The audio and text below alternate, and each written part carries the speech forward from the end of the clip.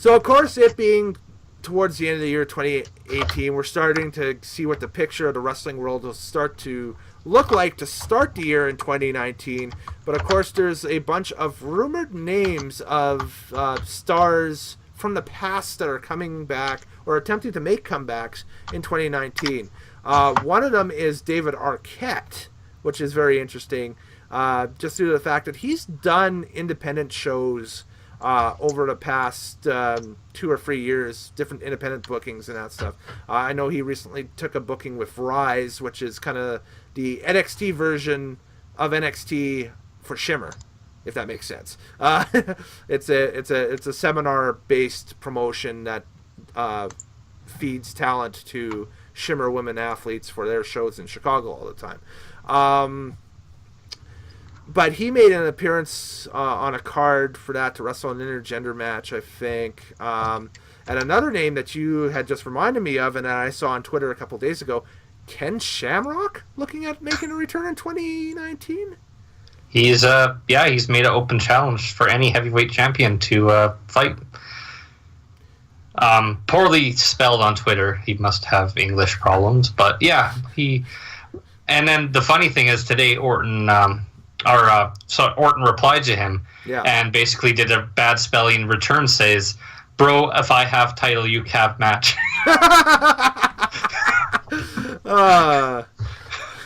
Okay. Ken Shamrock coming out of nowhere.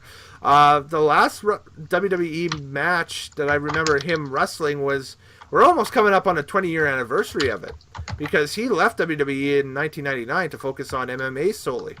I think. That was when he was. Yeah, he had his dojo, and he was in a well publicized feud with Ortiz at the time. Yeah, and so he jumped over to UFC. Mm-hmm. Yeah, and that, I mean, it would be interesting. It would be really interesting. I could see WWE bringing him in as a Hall of Famer.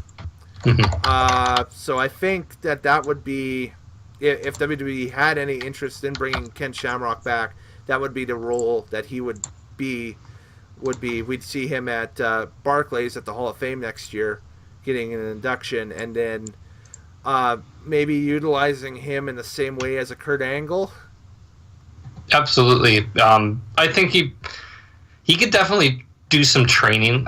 He's never been big on mic or charisma, so I couldn't see him carrying that like a storyline of a GM or Angle. I couldn't see him doing a GM role or see him doing a backstage manager role, because that's just not his character.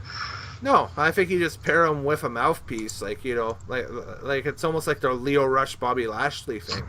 It's like you just pair him with a mouthpiece when he's here and let it happen, right? I don't think you necessarily give him Heyman, but I mean, it would be kind of interesting to see Heyman bring Shamrock back into the fold and say, I now have the two most influential athletes in UFC and they are dominating WWE, you know?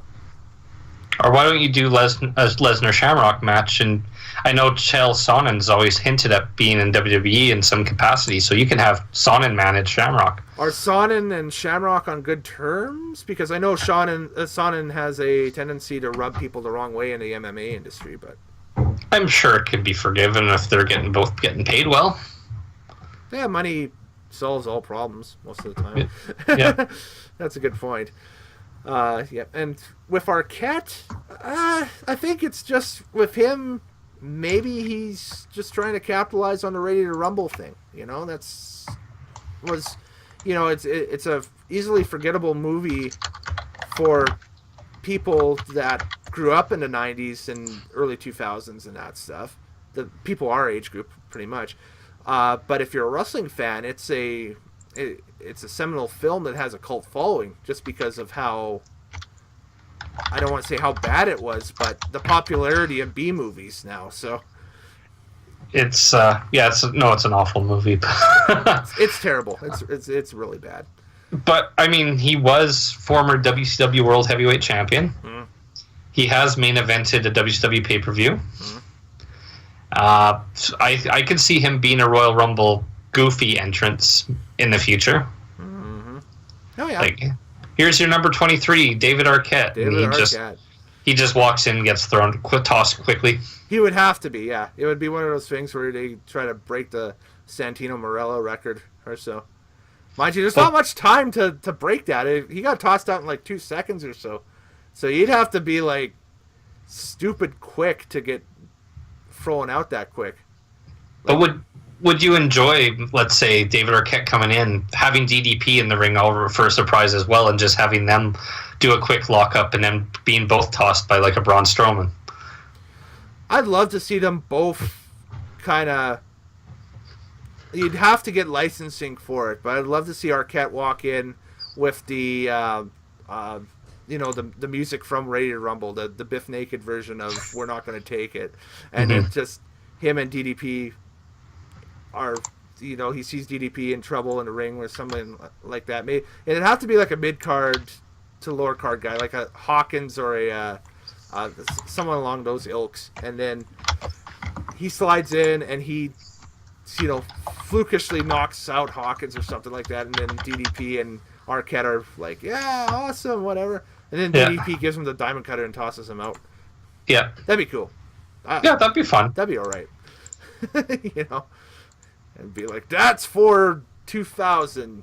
That's for ruining WC. No, it's not his. That's for Slamboree. That's for Slamboree. That's for throwing me off a cage. If you want to watch that, go check out the network. Anyway, so.